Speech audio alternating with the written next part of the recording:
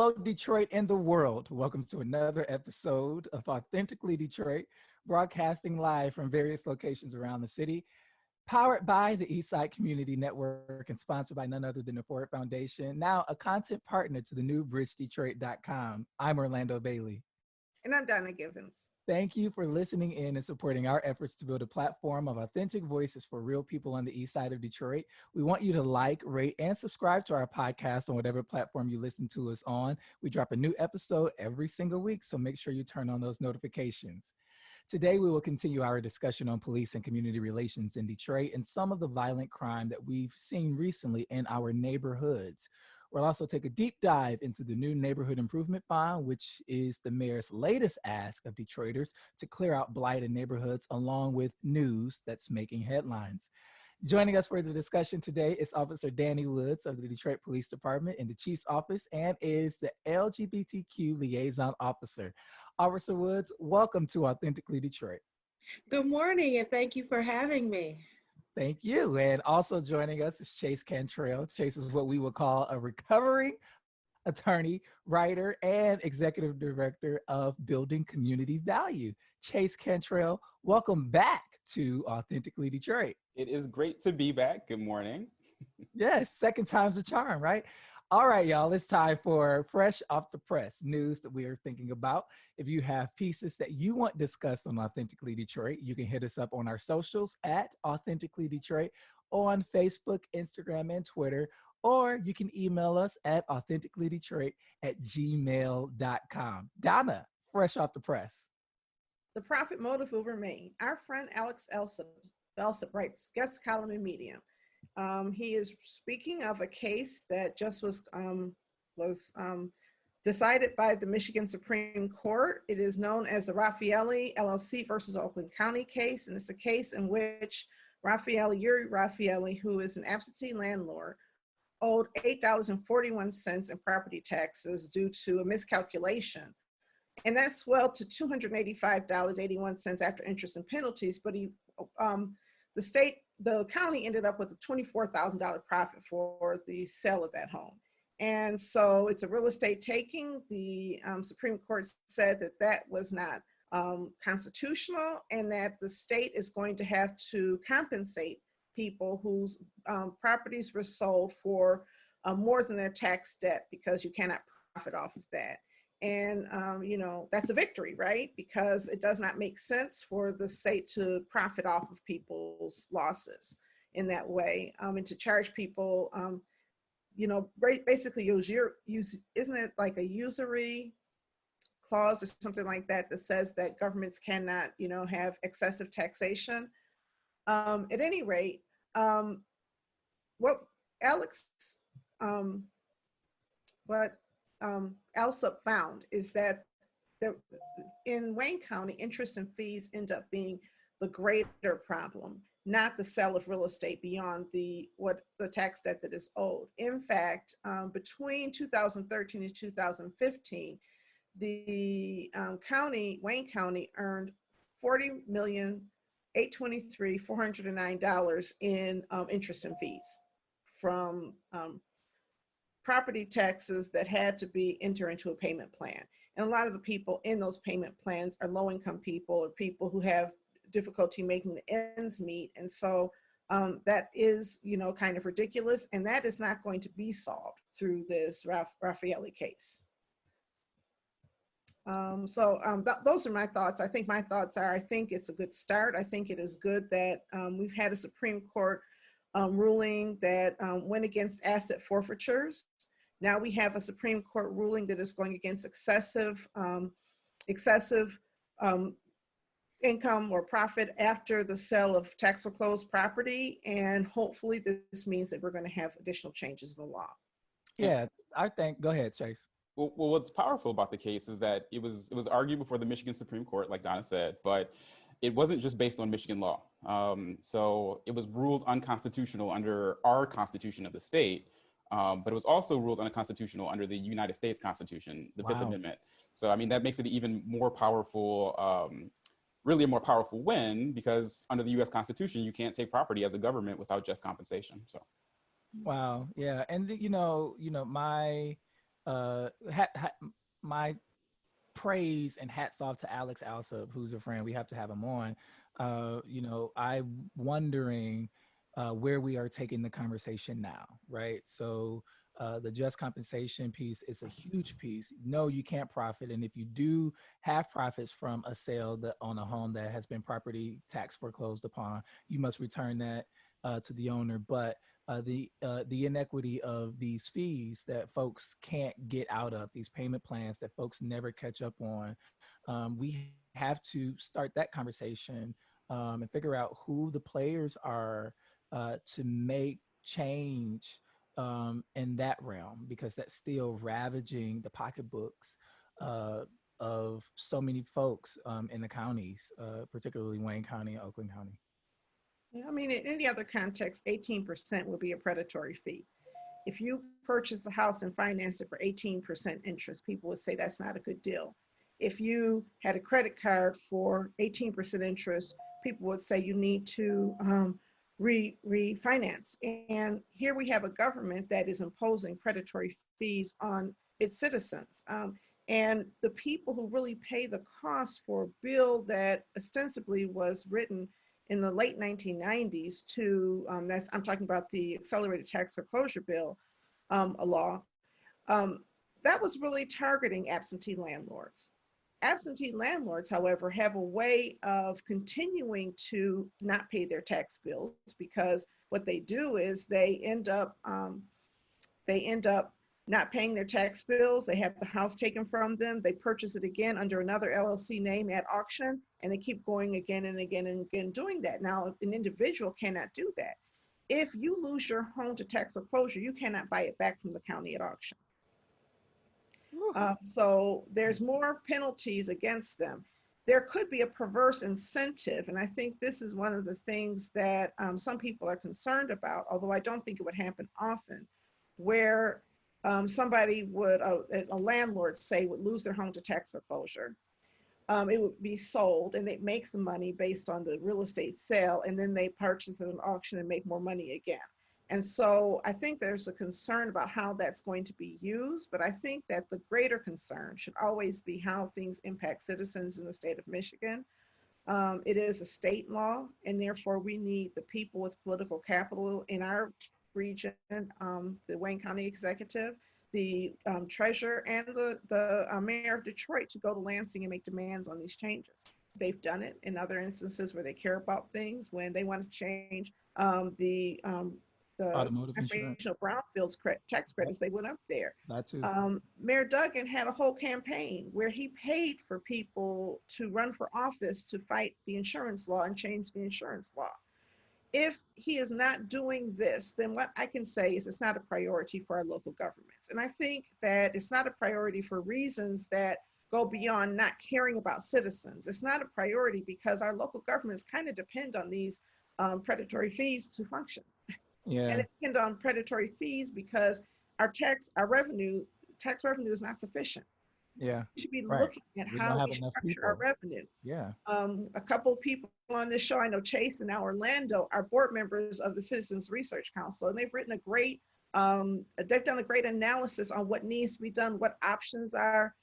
Without political will and a political push to change this, nothing is going to change, because again, what this does, and I guess this is the last thing I'll say about it, what this does, if you have predatory fees, if you are in a predatory city and you're managing a predatory government, as Bernadette Atwani talks about, and that's how she characterizes our governments, which rely on excessive fees, penalties, and tickets to function, what it allows you to do is keep the taxes low.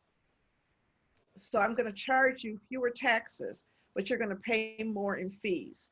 The other area where you might see that is where we don't pay for infrastructure, and therefore the drainage fee, the stormwater drainage fee is so high because the infrastructure cost is being pushed onto a ratepayer. So I think that we need to really look at restructuring all of that if we want justice. Yeah, let's not kick this can down the road. Great job, Alex, for keeping us mindful that the victory is not really at hand. We need to continue fighting. Yeah, thank you for your close eye on this, Alex. We have to have you on Authentically Detroit one of these days. Fresh off the press, President Trump threatens to send federal officers to Detroit, other cities over protests. Thank you, Todd Spangler at the Detroit Free Press, for reporting. So I think this is a development that came out on Sunday. President Trump just talking as he does, and he named Detroit among other cities uh, to around repeating what happened in Portland, Oregon, where he sent in untrained federal law enforcement to help quell protests in Portland, Oregon, and is now threatened to do the same for the city of Detroit and other cities that have seen continual protests. The governor of the state of Michigan, Gretchen Whitmer, has rebutted, saying Donald Trump knows nothing about the city of Detroit or how the protests are being carried out. Most of them, for however many days since the death of George Floyd in Minneapolis, have been peaceful. What do you make of Donald Trump's tendency toward a police state? And, you know, we see what he did in DC when he was walking to the church for a photo op and used federal troops to disperse the crowd without ever talking to Mayor Bowser or, you know, the DC Police Department. And Oregon and Portland has had also an adverse reaction to this over leveraging of power, I would say. What do you make of this? Why? I'm really interested in hearing from Officer Woods what you make of it, because you know, this is going to influence your work, right? The work of your department. It absolutely would. So I think that, and I have to be specific to Detroit, okay? I think that sending in federal troops is a huge, first of all, slap in the face to the Detroit Police Department, because we don't really have the issues to the degree of other cities as it comes, as it pertains to police and community interaction. Our department is deeply rooted in community involvement and community policing. So, and for the most part, most of our protests have been peaceful, to the point where, you know, officers, I know my partner and I and several other units, we're actually passing out PPE to protesters, you know, be it a mask, sanitizer, whatever, you know, a protester may need in order for them to still be able to express their, you know, their voices, their concerns, and be safe while doing it. What we don't want to do is create chaos. And I think that sending in federal troops, you know, will do exactly that. You know, when you don't understand the community and you go from 0 to 10 to send a message, I don't think that Detroiters will be so understanding about that. It's almost like going into someone's kitchen and telling them how to cook with their pots and spices, you know, for lack of a better reference. We don't need tanks rolling down the street. We don't need enforcement to that magnitude. We have a good rapport with our citizens. And to be honest, a lot of the citizens of Detroit, when these protests are going on, a lot of them are very understanding of the messaging and the foundation of which the protests stand on. However, most of the issues are not specific to Detroit. And I think I can say that with a genuine heart and a sincerity, being a woman, being Black, being a Detroiter my whole life, and being an officer and being part of the LGBT community, all of these things encompass who I am. And I don't think that federal police is the answer to try and grab hold of what's going on today. I don't think that that's the answer. Can I So say that I'm thrilled that the Detroit Police has LGBTQ liaison? I didn't know that existed until you were here, and I do think that that is a progressive move. So I do want to give some credit. I think that the police community relations vary by citizen, by Yes, community, by absolutely. experience. I have not had mostly bad experiences with policing, Hmm. but I know people who have. Yeah. My hairdresser's son was assaulted at a gas station. They paid out, I think Jeffrey Feiger represented him.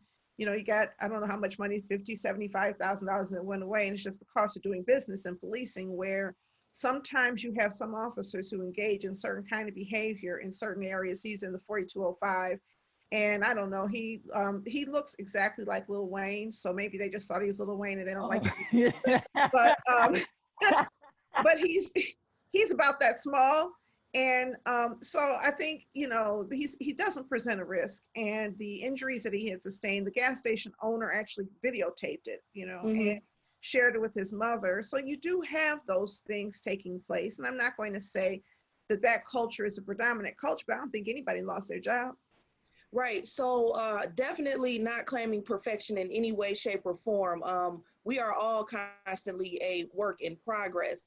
And especially, excuse me, when it comes to training, I'm a firm believer in it's hard to police people when you don't understand them.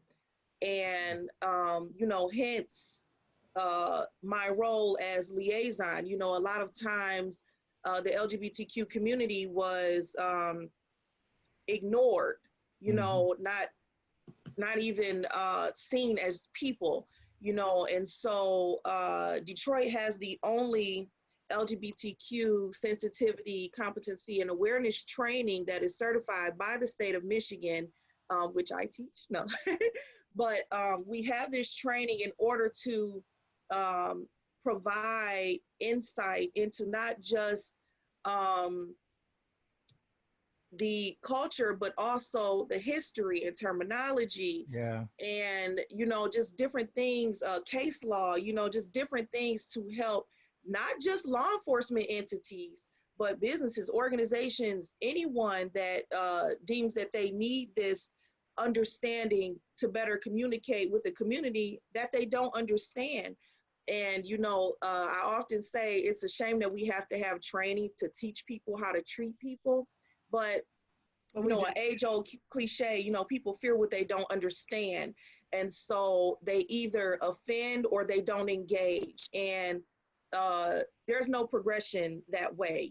We have to be able to communicate, we have to be able to interact. And so by letting you in and giving you some background and understanding into the culture, then it's like, oh, okay, I didn't know that, but now I do. And so now I'm not afraid to engage with this person. Um, but I will say this, a lot of people get mad at the police for enforcing laws, forgetting that we don't make them, we enforce them. And with that being said, uh, sometimes you do have to set a tone, if you will, to maintain order, because that's the role of a police officer: protect and serve and maintain the peace and good order of neighborhood and society. Right. And so you have to be able to create a space where now we can both come together and at least try to meet each other halfway on said issues or circumstances. If Well, I could I have just a jump in question. really quickly, Donna, and Chase, because this is going to be a huge part of the discussion we're going to have later on in the show. Let me just try to put a button on this Donald Trump story really quickly so we can get to this discussion and have it in a more robust way. I think we need to take the sentiment of the president seriously. He has proven to have dictator qualities. He sounds like a dictator. He names cities that have significant Black populations, and so just a reinforcement of his bias and racism that came out in these sentiments. And we need to push vehemently and watch vehemently what his actions will be following this statement. I have no doubt in my mind that because he said it, that he really does have intentions on keeping a close eye on what happens in these cities and sending in federal troops. He is touting what happened in Portland as a success. And so we need to make sure that we are prepped and ready. I'm hoping that the police department and the mayor's office are having conversations about what this would look like if this does happen. I don't think it's something that we can brush off or not take seriously. Can I just say one thing about this? Yeah. It is responsibility of the public officials of this city to stop mischaracterizing what's happening in the city of Detroit. When I hear repeatedly that these are outside agitators coming in, trying to mess things up, that gives the mayor, the president, almost the permission to come in, to control outside, yes, it green lights bringing people in. We've got to stop doing that. Protest is an American thing. It is something that is guaranteed in the Constitution. We don't have to like it. We don't have to believe it, but can we stop talking about outside agitators as if somehow our city is being occupied by people who are destroying things? It is offensive to those people who have been organizing these things and calling people into the city and asking for their solidarity. And also it does expose us to a risk for federal enforcement. Thank you for that point, Donna. Chase, your point, and then we're moving on. To button it up, I mean, so it was interesting. Officer Woods, made it clear that the goal of police departments, the stated goal is to maintain order and to avoid chaos, right? But Donald Trump is a failed president, and all failed presidents want a war. And since we don't have an external war that he can turn to, and he can't win the war against the pandemic because that has been painted as a war and he is losing that as well. This is the war. He's creating a war that he feels that he can win. So to Orlando's point, we do have to be very vigilant in understanding what his mindset is. He will carry through. Is our governor, is our mayor ready when that happens? And that's a big question. And just once again, the culture war cannot take place in Detroit. The culture in Detroit has to be inclusive. The culture in Detroit has to be accepting and welcoming, because if we engage in culture wars for our own cynical purposes, we invite the president to use his own purposes to escalate that war. Yes. Donna. Okay. Fresh off the press. Tackling Detroit's blight crisis. Will Duggan's latest step proposal deliver the goods? Joe Gillian at Detroit Free Press is reporting. So I think I saw a quote in there from somebody that's on the show right now. Yeah, I did. I saw a quote in there. Was Don quoted? What? I've known Chase for 4 years, and it's the first time I've disagreed with something that he said in public. But no, I mean, it's not a big thing. But I think you made some good points. I just feel like what this proposal has done is tried to accommodate the pushback that the mayor received during the blight bond. Now he's reintroduced a neighborhood improvement bond, and ostensibly on his face, what he's saying is that they're no longer going to prioritize demolition over preservation, that they're going to preserve as many homes as possible, which is a sentiment of residents in the city of Detroit. And I just have to say the Detroit 21, an organization which I belong to and represent, push for that. So that's a good thing. The other thing he's talking about is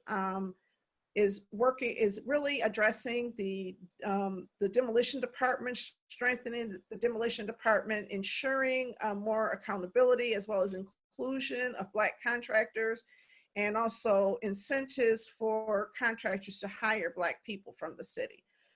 There was a loophole in there, the FCA loophole, where they were going to provide incentives for demolition contractors that gave Detroit as a first priority for interview, but that did not go over well. And so they've removed that, and now it is 51%. And then if you don't hire enough, then you get a fine. And there are concerns about that as well, because the fines don't necessarily stop people from not hiring Black people or Detroiters. It just means that there is a cost of doing business as well. So it's a new proposal. Now, the part that gets a little controversial is who gets to do the renovation. So we're talking about $160 million for demolition and $90 million for securing vacant homes. And then some of those homes are going to be redeveloped. And what the mayor has, this proposal agrees to do is partner with community development organizations and other qualified neighborhood organizations, as well as providing incentives and priority for residents to purchase, to acquire, and fix up vacant land in their communities. And I'm hoping that means vacant homes. But I think that there's this concern right now, because community development organizations were named as possible partners, that somehow our influence is going to be undue, and this is going to exclude others from having access to houses for rehab purposes. And I kind of thought that was what I was hearing from Chase. So that's not where I was headed. That was not where I was headed. And in fact, it's interesting. Joe Gillen and I had a conversation about this as he was writing it, and the language was actually changed to make sure that was not the point that was made. It was not against community development organizations. So to step back just a little bit, last year when the blight bond was first presented, Arthur Jemison, who leads everything related to housing and land in the city, talked about what the mayor had already done, right? What the administration had already done. And basically they said they had already demolished 21,000 homes, right? And that there was this universe of 8,000 that were basically salvaged, right? They're on their way to be rehabbed, or the rehab has already been completed. All of that takes place through the Detroit Land Bank Authority. And it's unclear to me, and no one's really pushed back against the administration yet, and I'm hoping that some council member does, about what does it mean to salvage a home? We know that when a home is purchased from the land bank, really this administration just wants it off the books. And, there are lots of times when purchased homes remain vacant, remain untouched, remain unrehabbed. So when they say that, we're gonna rehab 8,000 homes, again, these homes still are owned by the land bank. They're not owned by the city. And of that universe of 8,000, that this new, I'm still calling it a blight bond, but neighborhood improvement bond. It's a neighborhood improvement bond, Chase Cantrell. Right, that still addresses blight, right? Like that's the goal, so call it what you will. That of the 8,000 in this new proposal, off the top, they say that 2,000 can be sold within a year. So they're not really even concerned about, doing much to those homes. So we're really talking about a universe of 6,000 houses. So the 90 million that Donna cited is going to be applied to that 6,000, but that's really for getting debris and trash out of the house, securing the house, and so boarding it up and cleaning it out and boarding it up. Cleaning it out, boarding it up, and weatherizing it, right? Or weatherproofing it, putting on a new roof if necessary. So that's about $15,000 worth of work.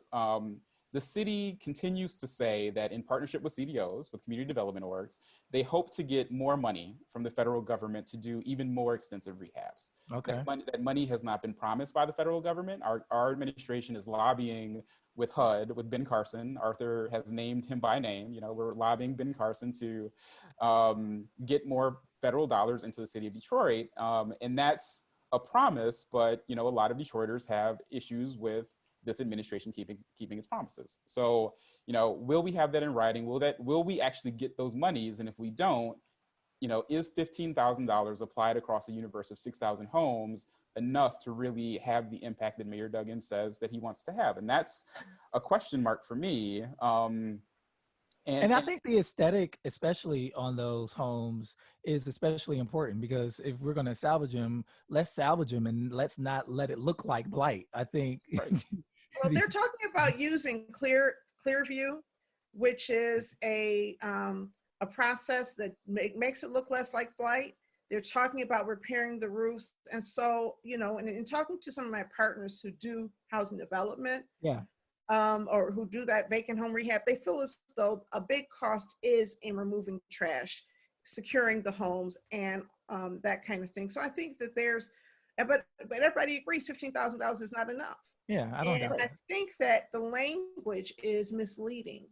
There is no guarantee that any CDO will get a contract. Right. Everybody has to go through the exact same qualifications process. Well, that's good. However, it is a framework by which CDOs can get access. And so it does not give us disproportionate power. And that's the reason it says, and other, partner with CDOs and other qualified neighborhood organizations. So, and Donna, can I also point out that even within this, the Duggan administration, since he's come into power, CDOs have been virtually locked out of a lot of these processes, and CDOs have been, had been bearing the brunt of carrying out these kind of services when the city had absolutely no capacity. And when the city emerged from bankruptcy, there was this, this sort of identity crisis on part of CEOs who could not get access to city processes or any more contracts because the mayor chose not to utilize CEOs but bring everything in-house. I think this is a step toward more inclusivity, because the fact is residents are more likely to make their first stop when they have a problem to their neighborhood community development organization and to that community engagement manager at that CDC. When I was at EC and my phone rang every single day, couldn't get in without my phone ringing. And it was regular problems. It was blight. It was any problem that somebody had. And so I think this is a step toward, more equitable access. I also think that we should make mention that even right now, as we are recording Authentically Detroit, City Council is in general session. And we think that there might be a vote today, we're talking today, Tuesday, July 21st, where council may vote in favor of putting proposal in on the November ballot. Right. And I just want to say that, in forming this agreement to partner, the Arthur Jemison talked also about the pastor on the west side of Detroit, I don't remember his name, who developed 25 homes, who's not a CDO. And I'm very proud of my partners in the industry, because as we fight, we don't fight for ourselves and trying to get a backroom deal. In fact, I've had politicians ask, what do you want? And offer money. We don't want money. We want a just system. And a just system says that people who have the capacity to do this work can and should. And the difference between a CDO, and the reason it's important to call that out, is the difference between us and a private developer is a community developer, first of all, has local accountability on our boards and also on the committees that we form. We have people, residents in the neighborhood. Many of us live in the neighborhoods we're trying to improve, number one. And number two, because we have a philanthropic purpose, a mission purpose, our way of finding our success is not profit. And when you contrast that with some private developers for whom profit is the only driver, then when they do a property, they're going to charge as much as they can to get as much return as they can. That's the way the economy works. That's how development works. And so we are more motivated, I believe, in most instances, although not in all instances, to develop properties for people who do not have access to housing right now. And our primary concern at Detroit 21, at ECN, and many of my community development partners is making sure that we leverage some of these 8,000 vacant homes, many of them, for people who are struggling to find quality, affordable housing in Detroit right now. Whether those are people who are income limited or people who we have also asked for the city to reserve 1/3 of its inventory that they're planning on preserving for people who lost their homes to overassessment. So I completely agree with the motivations of CDOs. But to your point about not wanting money in backroom deals, I think that's completely true. But I am really concerned about the capital for all of this, right? Like, will CDOs actually get the money, get access to money, whether it's through community black grant dollars or through philanthropy, wherever the equity comes from, to actually do the work? Because access isn't enough. If the city decides to partner with CDOs, saying you guys get a bite at the apple, but there's no money for you to do the work, then we're in the same spot that we were before, right? And we're in complete agreement. We're fighting for the money too. We're saying they have to put subsidy on the table, okay? Don't just Where the ask money? for money. Where is it? And wish as well. You know, even if it's Have my private money, capital, you know, again, baby, what you owe me? the city accumulated private capital for the strategic neighborhood fund. That did not come from Absolutely. the city coffers. The When the philanthropy. city uses its political capital to say this is important, they can help drive private They can decisions raise on how money. the money is invested. So I'm in complete agreement with you. And we asked them to document, not in a PowerPoint slideshow, but in a resolution or the blight bond itself, where the money is going to come from. And We Let can't me support just it unless say we know. that I've never seen the municipality raise money from private corporations and philanthropy like I've seen in the city of Detroit. I've never seen anything like it. And so there is a concern about this capital, but you know, I tend to lean on where Donna is leaning, that if there's the political will to really make this happen, as the city of Detroit has done with plans that they want to carry out, there it seems they do a good job of raising money from philanthropy and you know, private entities. Can I just say one final thing on this? Chase, you go and then I'll go. well, I just wanted to pick up on a point that you made about, you know, getting the promises in writing. Because what's happened is the administration presented this last week, right? So last Tuesday, it was formally presented to the city council on the 14th. And they are asking within a very short time frame that city council move this to the ballot, right? So that doesn't really give community partners enough time to really force, and I will use that word, force this administration to put things in writing, right? They're moving this very rapidly through. The idea is that we're going to give Detroit voters the right in the moment to vote this up or down, but you know, unless we get some of these promises in writing, all we get is, you know, this. The vaguer the terms, the more potential there is for this not to have the impact that we as a community want it to have. Right.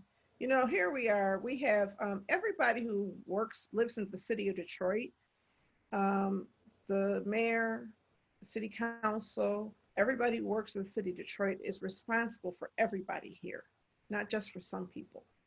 And when some of the people you're responsible for providing for in your role as a political leader don't have housing, don't have adequate housing, when some of the people don't have running water, when some of the people don't have access to food, that seems like it should be a priority of our government to provide for quality of life. And if you have people who are functioning well, we're going to talk about violence. I know we haven't talked about the latest round of violence, but we're going to get to in a minute. Part of it is caused by people living in trauma. And part of that trauma is caused by poverty, because poverty, intergenerational poverty, concentrated poverty is traumatizing. And so these are not things that we should have to demand from our government. In my opinion, it is unfortunate that we do. It is unfortunate that corporations have a louder voice than citizens, and that people with money have a louder voice than people without money.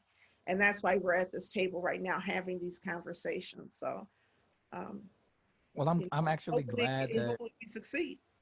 I'm glad that there is a body like the Detroit 21 able to have those conversations to amplify the concerns that CDEOs are hearing on the ground. Thankful for it. That wraps up our Fresh Off the Press segment. If you have pieces that you want discussed on Authentically Detroit, you can hit us up on our socials at Authentically Detroit on Facebook, Instagram, and Twitter, or you can email us at authenticallydetroit@gmail.com. Now we're going to go back to a discussion that we began a while ago, talking about the relationship that the Detroit Police Department has with citizens in the city of Detroit.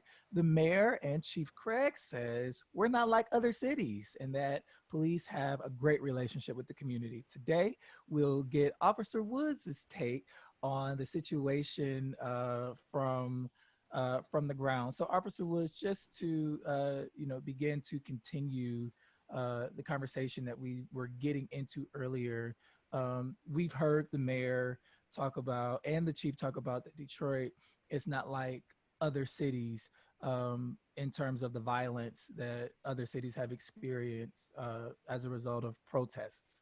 And I would tend to agree with that, Officer Woods. But I think they are conflating that with the relationship that DPD has with the community. And is that an overstatement? Is there still something to be said around tension between folks in the streets and the police department here in the city? Um, Absolutely. So first, I want to, um, before I answer your question, Donna, you made a comment earlier about um, agitators and people outside of Detroit coming into the city. And I definitely don't want to diminish people that support causes that don't live in the city. I was specifically speaking about, and I just wanted to make this clear, um, people that are looking to make Detroit a Baltimore or St. Louis or, you know, a city in that aspect. You know, when you're protesting, that's one thing, but when you're bringing weapons to antagonize or attack, that's a whole different ball game. I don't think that many Detroiters are walking around with railroad spikes in their bags, you know, and coming to a protest with the idea of waiting for the sun to go down to tear up the city and then go back to your city and lay your head down and rest peacefully. That was mainly what I was talking about. So when I said people coming from outside the city. So back to you, Orlando. I would say that we as a department and as a city have so many olive branches and hands in community involvement. So if you take, for instance, excuse me, our citizens citywide radio patrol, a lot of people, a lot of cities don't have that, where our citizens still believe in the essence of neighborhood, and to just go a step further and become another sector of eyes and ears to protect their neighborhood, to watch out for anything, you know, that can disturb the peace and good order. You have citizens that volunteer to patrol their own neighborhood. We have our Citizens Police Academy. You know, people don't even know about that, where we invite citizens in and we put on classes specifically before COVID. We would do 2 a year, you know, we would do a summer and a fall. And we invite citizens in and we expose them to crime scene investigation, domestic violence investigation, homicide, active shooter, when to shoot, when not to shoot, you know, putting people in scenarios and in those spaces where it's easy to watch TV and say, oh, you shouldn't have done that. But when you're standing in that position and you have not even a nanosecond to make a decision, you have to act on that. And, you know, good decision, bad decision, you have to make one. Yeah. You don't have an option. And so, you know, exposing our citizens to those kinds of situations, just to, you know, get the other side of the coin, to see what it's really like, and then developing community oriented programs where we're not talking at our community, we're talking to them, and they have a seat at the table and they're able to represent for not just, you know, their neighborhood, but for their children, for the space that they occupy in their neighborhood. It is really imperative to have those relationships, because you can't enforce or police where you don't understand, you Yeah. know, the And I people think we involved. hear that. I think we've been hearing that sentiment from the mayor and from the chief. I don't disagree with you, especially around the amazing strides that police and the police commission have in communities. I'm really close to the 5th Precinct. I am a community relations member. I know Commander Ewing. I know the officers at the 5th Precinct. It's some amazing work. I've gone on ride-alongs. It's some amazing work. But I think that there is, and I told you this when we talked before, a certain kind of citizen that's going to engage in citizen policing, that's going to Yeah, engage yeah, in the community relations council. That's a certain segment of the population. And I think we've heard about that population, but I'm wondering about people like my little bro, who's not going to come to a community relations meeting, who's not Right. going to have the audience of the mayor or Chief Craig to say, I really appreciate what you're doing, or I don't appreciate the way you're doing X, Y, and Z. How is the police talking to that segment of the population, the one that's not going to come to a table that's set sometimes? So I Can I also just add to that question?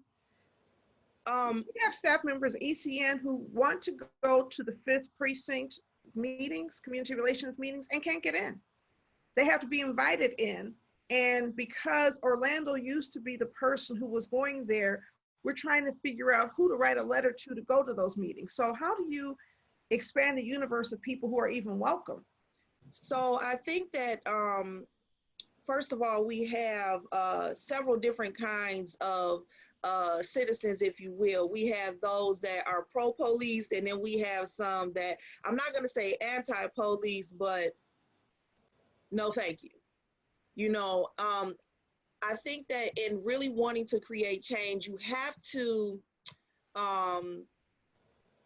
kind of have to take a stance in trying to meet halfway, right? So even though you might not like the police, if you want to effectively create change, there has to be some kind of way we can just engage each other to the point where I hear you and you hear me, and we can kind of develop some kind of interaction. Now, I'll just give an example. Sometimes while on patrol, you'll see parents with their kids. And if their kid is acting up, they'll say, if you don't act right, I'm going to have this police officer take you to jail. That creates a fear. That creates a space in a kid's head where it's like, I should fear this person and not look at this person as the one I call for help, because that's ultimately what happens when something happens. When issue arises, you call the police, you call 911 to get that assistance. We're not playing, house lottery out here like, hey, there's one, let's go in there. No, you have to call in order for us to come and do something. But there is a community of people that are just, they've had those bad experiences. I have family members that are not pro-police. They're like, well, we love you, Dani, but when you put that uniform on, it's different. We still love you, but you represent a group of people that I don't agree with, which is understandable, because everyone's interaction with police is not a great experience. However, to effectively create change, you have to be willing to listen, take action. You can't just come with a problem. If you have an idea or even a solution of some sort, that's helpful. Sometimes people just come and they're just doing this all day, but what are you doing? Are we even policing ourselves? Well, that's a good question about policing ourselves, because do police officers police themselves? We talk about people in the community having a no snitch culture, but I can't think of a better no snitch culture than the than police departments. Police officers don't snitch on each other. You can be right next to us. That's the reason we have to pass laws that say, hey, if a police officer is committing a crime, I think Minneapolis passed a law yesterday that says it's a crime not to intervene. Yeah. We have to tell police officers and have it, and then police unions will fight that. And, just last year, a sweeping review found racist attitudes among white Detroit cops and commanders in April of 2019. And so if I'm in the 6th precinct where a sweeping review was conducted and that finding was taking place, my feelings about a police officer have less to do with my mother saying, I'm going to call the police on you, although I think no parent should do that, than experiences I may have witnessed with police officers. And so I think, the other thing is that we have police inside of school buildings. And when police are inside of school buildings, maybe everybody's nice, 9 out of 10 might be respectful of the students. But if you have one police officer, every time a student walks into school, they harass them, they talk about them. I've seen police officers having students on the ground in little girls, young girls, face down with their knee in their back, hands tied. And it's like, wait a minute, this is a very aggressive stance. And when I was at one school, I'm not going to name this school, it doesn't exist anymore, so this was years ago, they had all of the IDs of students in this binder. And the book was entitled Student Mugshots. So student IDs were construed as mugshots by the security inside of a school. I think that it is not incumbent on residents to make the changes. I think it is incumbent upon police officers to demonstrate they can trust. I think it's great having people ride along in a car and seeing what it's like to be a police officer and seeing how difficult it is. I would love for police officers to pose as young Black men standing in some neighborhoods and see what happens when a squad car drives down the street. So perhaps you could understand the fear and the anger that they have. I was doing a community meeting 2 years ago that one of my younger staff asked me to hold, talking to young people. And I was talking about policing and how we need to be positive about reform. And this young man started just telling me off and telling me about how his father was stopped and how his father was mistreated in front of him. And he watched his father become very servile and was talked to in this horrible way by the police officer. And he was so angry. And when I did not agree that things were getting better, he got angry with me. And I realized I need to start listening to young people and stop thinking through my own eyes, because I believed it. And yet here I had a young person angry. So I say all of that to say, we have some serious problems. I know it's not all on you. I know that you're doing a great job. I do have some other questions around what's happening with the LGBTQ community. But I want to know also, from your perspective, what can the police do to make sure they are showing empathy and understanding for why citizens are so upset? So I think that's a whole other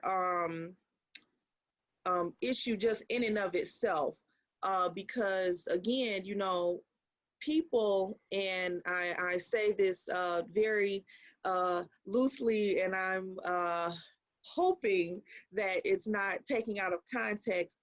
Again, people fear what they don't understand.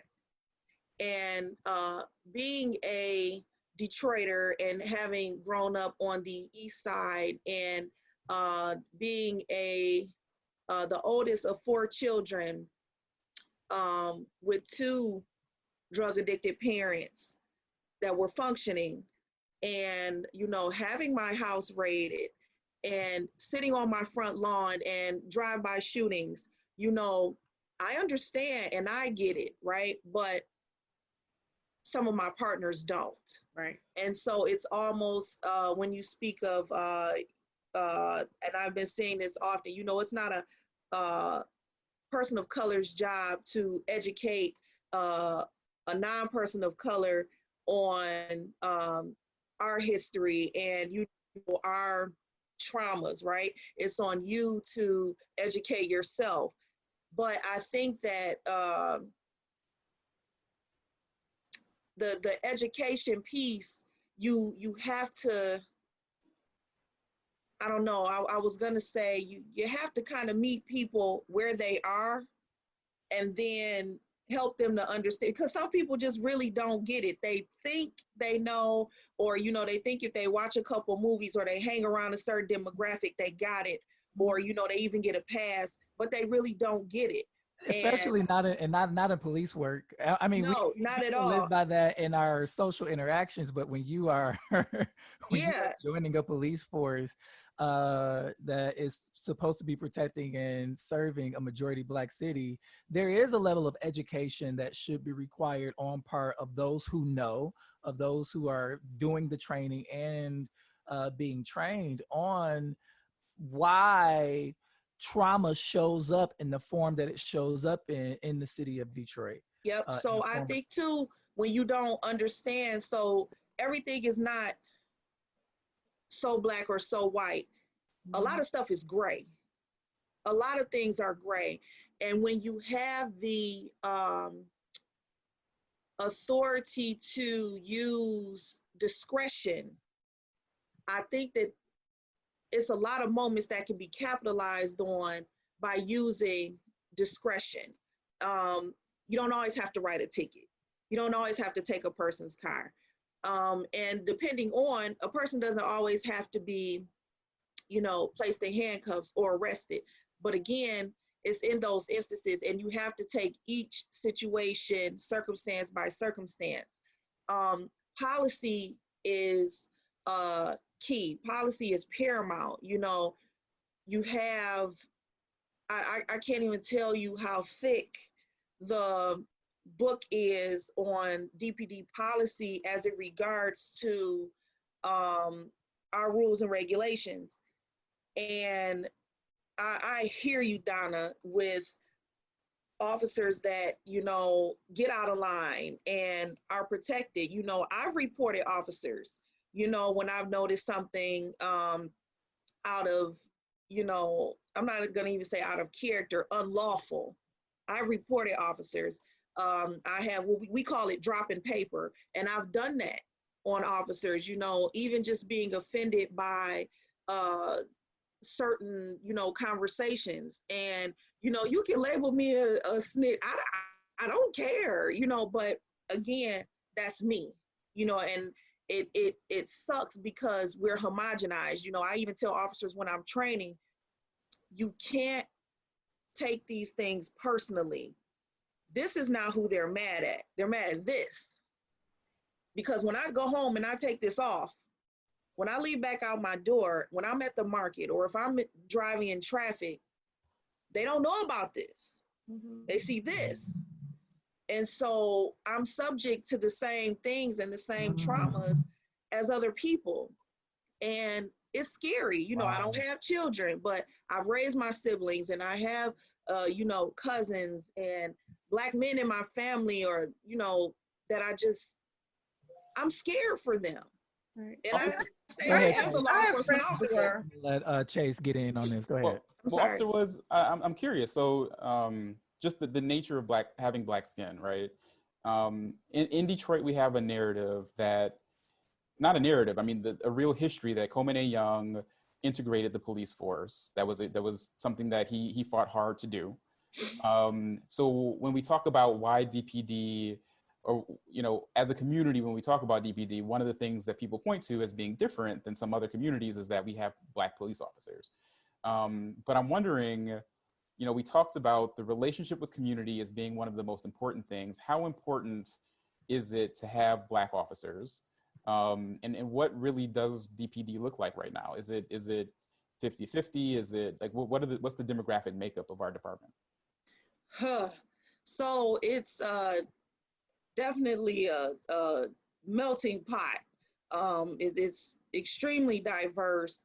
But if we had to go with what boxes check, right? If we had to stick with basically Black and white, I would still say majority Black right now. Still majority Black officers right now. And I know this probably isn't part of the conversation, but also we have the most women in leadership positions in the nation with DPD. We just had our Women in Blue ceremony today, and Female Officer of the Year, and Lieutenant 1, and, you know, just hearing all of these women's names in leadership was huge. But to answer your question, Chase, we have majority Black officers. And I think that says a lot for the community that we police. You know, I get it when that squad car rolls down the street, there is an anxiety, an immediate anxiety for some people. There's an immediate trauma that sets in. There's an immediate circumstance or situation that pops in the head that was of a negative experience. However, there are also those officers that ride down the street and pull their car over and get out and talk to the citizens and talk to the young men and young ladies. You know, we have these sisterhood and brotherhood organizations where we mentor our youth, you know, and we're in the schools. We have, I think it's 11 high schools at this point that were participating in the program. You have those officers that pull over and shoot hoops. I was one that would pull over and, you know, jump in the double dutch game, you know, when girls were outside jumping rope. And so I think that it matters to have someone that looks like you protecting you as well, you know. And trust me, I understand the traumas. I have had some experiences of my own as a young person. However, I was the one that said, I'm gonna create change from the inside. Right. You know, even though I signed up for the department on the dare, once I got in, and here I am 20 years later, so many things have happened and have transformed from just wearing this and having the experience that I've had, that I've endured as a young Black woman from the city of Detroit. And I admire you for being in that position and for doing that work. I admire you for working on as a police community relations person, and also for standing up. So thank you for that. We want to hear that there are people who stand up. I have friends who are police officers who I know are stand-up people, right? I mean, in Detroit, if you live in Detroit, you're gonna know somebody who's on the force, right? And yeah, pretty much. So I mean, that's just our community, and yet racism still persists even in Detroit. And you know, racism is not fixed. Racism is not always fear.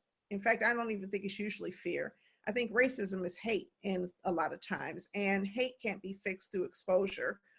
Hate comes from a different type of place. You know, there's men who hate women, and being married to a woman is not going to make you love women. You know, we've got to work through and understand there's some psychological factors beyond our control. And the real question is, how do you root out people who hate? Because if 1 out of 4 officers hates and the other 3 are wonderful people, that one person is going to impact everything about how the community responds to the police. Yeah. So you know what, it's interesting that you say that, because I think that in specific circumstances, people are homogenized, right? So you have an officer that does something terrible, and then there's all police are this. You have a Black person that does something terrible. Why Black people always got to be like this? You have a white person that does something terrible. White people are just, you know, and people are grouped into this terrible incident. And dare I use the word fair, but is that fair? Well, I would say that if the police union did not defend people who did terrible things, and if the police unions were not places where terrible people sometimes congregated, then we wouldn't do that. If a terrible police officer does something terrible and they get there's consequences and they're no longer police officers, I'm fine, okay? I'm not really fine, but at least we know there's justice, okay? There's accountability. If a Black male on the street or a Black woman on the street does something that's criminal, and you know they did it and you can prove they did it, there's gonna be justice. But when a police officer does, the failure to administer justice and the role police unions play in helping to stop justice disciplinary actions or the have to be examined. And we, you know, as much as I can really love you and think you're a wonderful person, and still think that the structure of policing needs to change so that justice can ring down inside of our cities everywhere in the US. I will 100% agree with you on that. What do you 100%. Officer Woods, what do you say about the infrastructure that policing has been built on in the United States of America?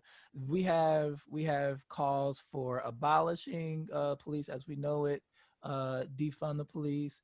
I am embracing language around reimagining the police, reimagining how we police and how we sort of uproot its racist foundation so that we can figure out how to make it work for today. There's so much language going around, and I know that you're privy to some of it.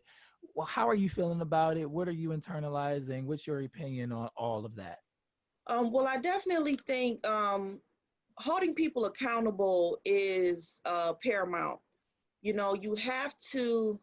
Uh, you, it's sad that you know sometimes some departments they get hit so hard that the slightest thing that the next person does, they're the scapegoat or they're the person and it's like, okay, we can't take any more hard hits. We've got to do something. And this person is the, has to suffer the grunt for all of the wrongdoing. But I think that accountability is key, calling it out and putting it smack dab in your face and holding this person to whatever the circumstance is of wrongdoing. There was a young man on Let It Rip one day when you talk about the culture of snitching. And I will never, ever forget this. And it stuck with me. And this is probably like 4 years ago. And the culture of snitching, whether it's on the street, in the organization, wherever, because we know doctors that mess up, we know people in business that steal money and somebody they don't say nothing, it's not my business, it happens in every aspect of life. But he said that snitching stands for someone needs information that can help. And I thought that was so awesome. And I think that you can change the culture and infrastructure by not being afraid to speak up. I think that a lot of times when people don't have support in trying to take those actions, they tend to shy away from even engaging. And so, if you have a situation where we're going to protest, we're going to get out here, we're going to let our voices be known, come out here and support us, right? And you may have 5 people show up.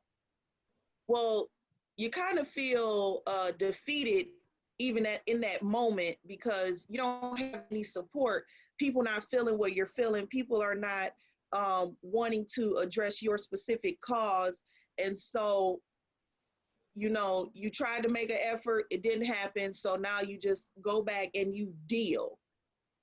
You settle for whatever the circumstances are. I think that support is key. Accountability is key. I think that is a great starting point. Our chief is huge on holding people accountable. Everyone doesn't get to see what goes on in the in those conference rooms, where he is absolutely letting officers have it for unprofessionalism or even criminal activity. Internal affairs is really busy these days, and so is the officer chief investigator. And people don't even know that they can make those complaints. Officer chief investigator is a civilian unit, and they investigate wrongdoings of police.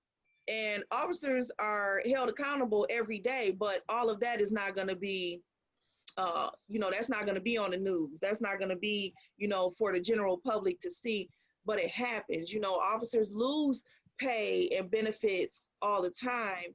And, whether it's for something administrative or, criminal activity where they, are arrested and charged, all of the things aren't, publicized.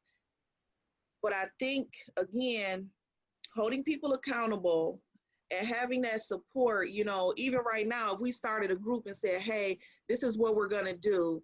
And, you know, I may have a reach in this particular area. And I say, well, I'm going to reach out to this person because they have the connection here where we can, you know, get the, you know, the attorney general's ear and blah, but nobody shows up. Right. It's just, it's, you feel defeated and you lose, and then you wind up settling for whatever's going on, and you internalize, and there sets in the trauma, there sets in the resentment, there sets in all of these things. And it could have taken initiative, little conversation. Even when I forget if it was Donna or Orlando that said it, you know, how do we get the people that are non-police to these community meetings? Well, I think that when you have someone that is in those spaces, so say like you, Orlando, it would be cool for you to say, hey, I want to organize this in the neighborhood or at this church, and we want to invite, you know, the police officers to come, you know, or even if it's just one or two. You know, I would hold a LGBT community chat every year at Palmer Park. And this was to bring law enforcement and community together to figure out a way to better serve our community, to find out what our community wants from their police, and to, you know, set the lane where we can meet each other halfway and make this thing happen. I didn't have it at a police station, because if I do, community's not going to come. And I understand that. I'm not going to have it, you know, I'm going to have it on neutral ground. I'll have it where you want to have it. That's because good. I need for you to let me know to level power. Yeah, and I want to meet you where you are in order to make it happen. So go ahead. I'm sorry. I want to make sure we don't miss this point. What is the Detroit Police Department doing to protect trans women? Well, we actually have trans women on the job and trans men, and even protecting. Wait, I didn't know that. Really? Oh, absolutely. That's absolutely. Amazing. Okay. Absolutely. Wow. Yes, we are very diverse. You leaving, honey? Bye. My wife is leaving. Bye. Bye. Bye. Yes, we do have every letter of probably our alphabet soup represented on the department. But in protecting all of our citizens, because, you know, if we break it down into these different components, we still want to ensure that all of our citizens are protected. If you're speaking specifically, Donna, to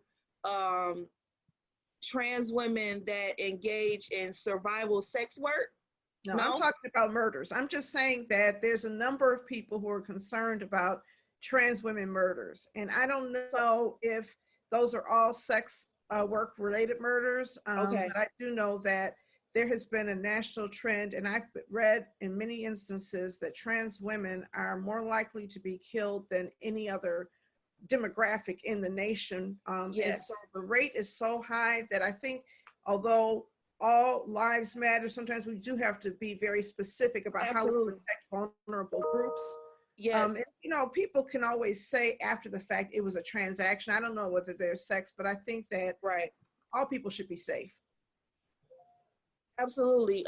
So just to add to that, we had at one point an LGBT advisory board, and this was made up of not just LGBT community members, but also allies. And on that board, I chaired that board. The chief saw it fit to have this particular group of people in place. And on that board, we had 3 trans women that was included in that space. Since then, the board was, I forgot the word I want to use. However, moving forward right now, we are in the process of creating an LGBT community council that will again include every aspect of community, including allies, to better serve our community as a whole, and even offer different ways in which the police department can do better in assisting and serving our trans community. So, you know, everyone has a seat at the table so we can make sure all of those voices are heard. So that's what's going on right now. All right, thank you. Yep. You're muted. Officer Woods, I wanted to bring up some of the, and I know we're limited on time, we're going to wrap it up. Some of the spikes that we've seen in violent crime in the city of Detroit. The shooting on the west side that almost we don't know what would have happened if Chief Craig hadn't hopped on that press conference so quickly with the facts. This past weekend was particularly bloody on the east side of Detroit, and on the west side we saw footage of what happened in the Coney Island. I didn't mean to click on that footage, but I inadvertently saw it. I can't unsee it. What do you think can be done? What is being done? So yeah, what sort of things, programs are in place? I also think we have to think in this. I want to hear your response about the reaction, but also preventative measures that police and community can take to quell some of these spikes of violent crime. So first of all, it's very disheartening, and I get emotional about it because these are, you know, our cousins, our brothers, our sisters. These are our folks, you know, and there is like zero regard for human life now. And people have become so desensitized to violence that it's just another thing. It's like, oh yeah, that's terrible. Okay, so what time is dinner? You know, like it's like moving right along, and it has become normal. And it breaks my heart. You know, every morning we get what people would probably deem hot sheets, right? And it has the most violent crimes or trends or whatever has happened in the last 24 hours. And I read this at the top of my morning after I post my morning inspiration, right? And I'm a very spiritual person. So after I get up and I spend time with Jesus and I post on Facebook, then I read these hot sheets. And it's almost like, well, it's not almost like, it's a flip in the turn of events. Here I am coming from this spiritual, happy, fulfilling space to this darkness and this evil. And when I look at the description, more often than not, and it even pains me to say it, Black male, 18 to 25, you know, driving this or wearing that, and it's a constant. The regard for human life, essence of neighborhood, is lost to a lot of our people these days. And a lot of times people find it really hard to try and combat that because they don't want that at their doorstep. But I have a question. Oh, Is it these days? One second, Okay. one second, please. And so what the community can do to help, because I know a lot of times people are fearful of retaliation, but you have hotlines you can call and ways you can give tips and information without even having to expose yourself, you know, because a lot of times, you know, crimes are committed. It's not just you and that person there. A lot of times there's a witness there, and this person is terrified to come forward, understandably so. You know, you don't want your name on a report. You don't want to have to testify in court, but and you want to feel protected if you do. So I think that sometimes remaining anonymous can be beneficial to helping to solve some of these crimes, because a lot of times that's how we solve them, with the help of the community, to be honest, you know, because we don't get commercial breaks in real life. So when things happen and we're out here pounding the pavement trying to figure out what happened, and we're giving little to no information. I don't know how many times I've read in a report, person standing on the porch, heard shots, felt pain, discovered they were shot, but is unclear on the information. But if you're part of a gang, or if you're involved in, you know, some kind of activity that is unlawful, or if you're just an innocent bystander, normally there's somebody around that saw it and they want to help, they want to say something, but they're terrified. And so, and people knowing that you can remain anonymous in reporting information, and even in reporting information and you just tired and don't care about who knows that you said something, you know, that's a giant step too. But we have to work together. Yeah, I just want to point out, I hear people say that there's no regard for life anymore, that the murder rate, I'll be 57 in September, and I don't remember when Detroit has not had a high murder rate, the highest in the nation. It didn't just become bad. There were way more murders when I was 10 years old than there are now. There are more people, but I'm just saying the murder rate has been bad. And so I think it's important for us to try to disentangle what the root causes of the crime are, and not look at it as, well, now we don't have regard for life. We have people with intergeneration. I don't mean you. I mean, that's the way I hear it. That's the way it's typically perceived. And I think every generation, every 10 years, I hear the same thing, and it stays the same. We have a lot of broken people. And that's where social work needs to come in. And that's where interventions need to come in. And I think that's where some people are saying defund the police and reallocate resources, because until we start dealing with brokenness, if we look at crime as just violence is just a criminal and not also psychological, mental health reflected, we're not going to get to the root causes.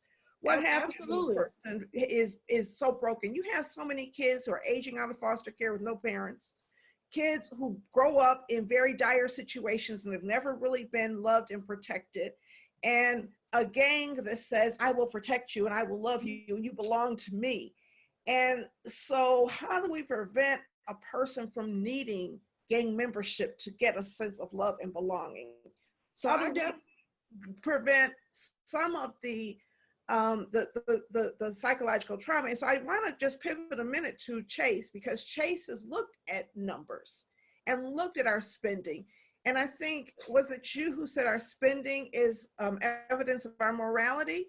So can you come back and tell us about what our morality looks like when it comes to that?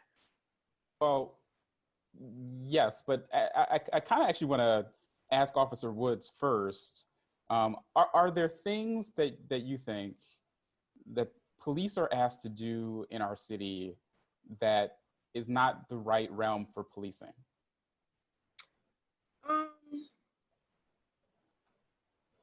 So yes and no. And I have to say that because a lot of times we are put in positions, again, where we have to make decisions, and we're not trained social workers, yet we have to act in that capacity.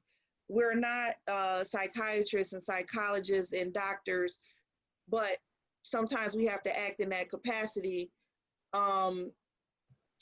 And understanding mental health, Donna, oh my God, I appreciate you putting that on the table, because that is one of the major contributing factors to a lot of things that go on today.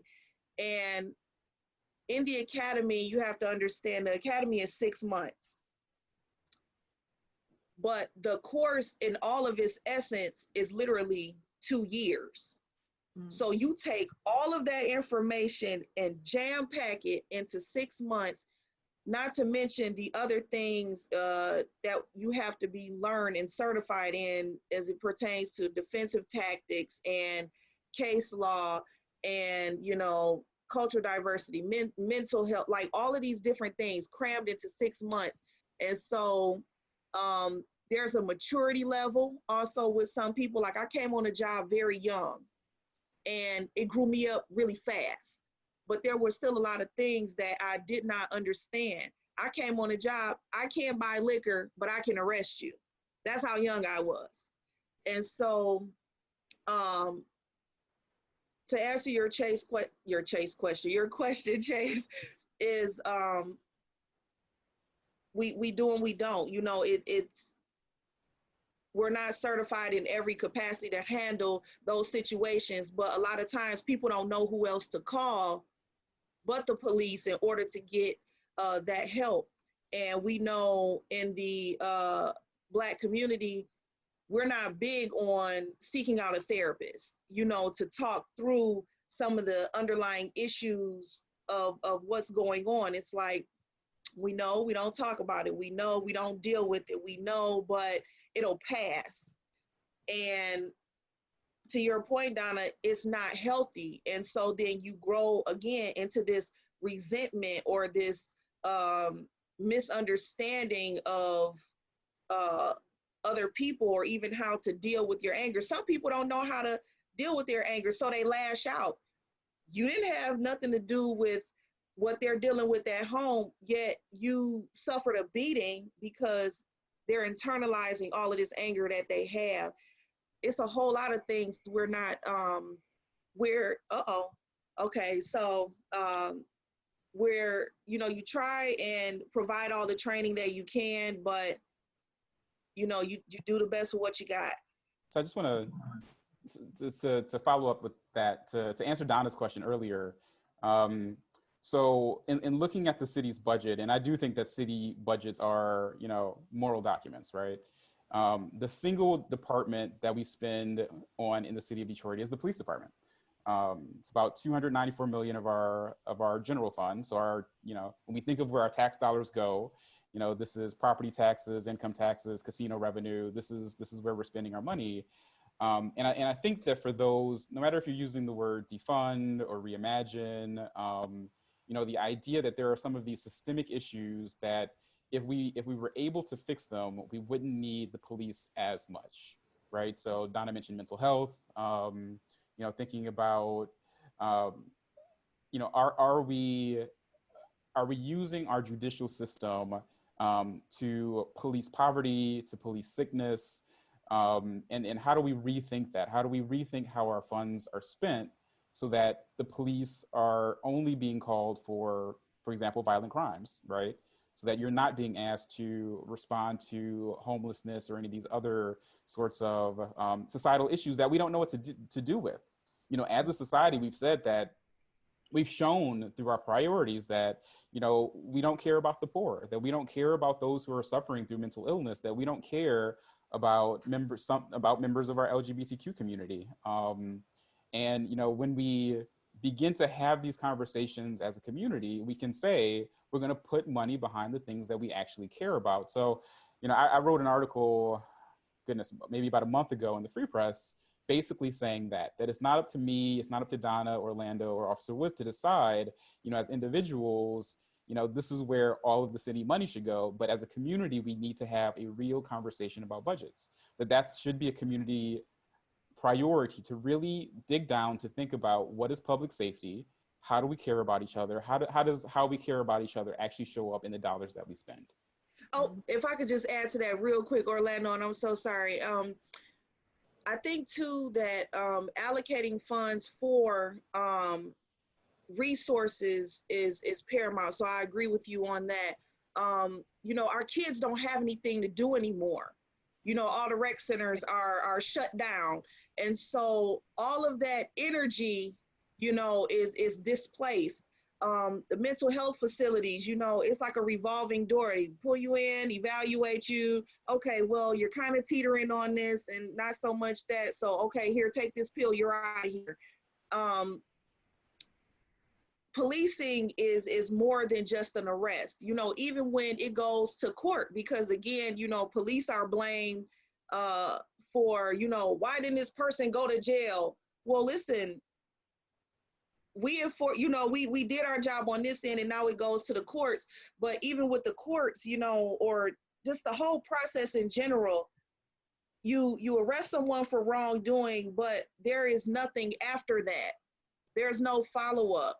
So what still does this person do with all of this displacement of anger or trauma or whatever it is that led them to this point? There has to be resources in place to better help people. So again, with the social work aspect or recreational aspect, or just the support aspect, and people are not aware of a lot of things that are available to them. So I think that shedding light on those as well could be helpful for our community and our citizens. Officer Woods, Chase Cantrell, thank you both for joining us today for, I think it is and was a really important conversation to have, and one that we must continue having. Chase Cantrell, you already know you have an open invitation. Officer Woods, you have an open invitation to join us anytime you're free on Authentically Detroit. If you have topics that you want discussed on Authentically Detroit, you can hit us up on Facebook, Twitter, and Instagram at Authentically Detroit, or email us at authenticallydetroit@gmail.com. Now, so I know that this is going to go far. So who y'all want to shout out? You want to shout out anybody? Donna, Chase, Officer Woods, who you got? I want to shout out Dr. Bernadette Atueni for her book, for her article, Research on Predatory Cities, for her advocacy around fixing tax foreclosures. I want to shout out Alex Alsop for his analysis, and I want to shout out Chase for his analysis also around what's going on with our budgets and really pushing for change in those areas. And then I want to shout out my colleagues at Detroit 21, who are now sitting at a council table and trying to advocate alongside many other people for the correct uses for any bond monies that might be generated to fix up our neighborhoods. Chase or Officer Woods, any shout outs? I would like to shout out Authentically Detroit. Thank you so much for having me. I would like to shout out all the men and women in blue that are creating change on the front lines, all of our community activists and advocates that are pushing to make Detroit a better and safer place. I appreciate you. My mama, no, I'm just like, hey, Ma. My wife, my family, just everybody that's pushing to create a more productive and positive Detroit. Awesome. Thank you, Officer Woods. Chase Cantrell, shout out. Man, lots of people to shout out. I was going to say Alex too, Alex Alsop, for all of his diligent work. Also want to shout out Curtis Lipscomb with LGBT Detroit. The way that, I heard about Officer Woods and all the great work that she's doing is through Curtis. So shout out to him. And also, we talked about the Blight Bond. We talked about how community development organizations are doing important work in the city. Shout out to Maggie DeSantis, who has been working hard to get legislation passed in Lansing that will get more money to community development orgs throughout the state of Michigan. So that has been a wonderful thing to watch in the background, and she's doing her magic to make change happen in our state. Yes. I would like to shout out all of you for being amazing in your respective positions and roles, and for playing the role. I think that, Chase, the advocacy that you've been doing, and Officer Woods, what you've been doing on the ground in the inside of the department, it is nothing short of, pure bravery to put yourself out there, to be a constant advocate, to provide a counter to whatever the normative narrative is, Chase, and for Officer Woods to be willing to come on this show and give us a peek on the inside. We know that it's brave and it's not easy being in the positions that you all are in. Donna, of course, fierce advocate who's always gonna release truth. Shout out to all of you for being amazing at what you do. Thank y'all. So that does it for this episode of Authentically Detroit. We will be back next week. Until then, thank you for listening, and we want you to catch the wave. Yep, thank you.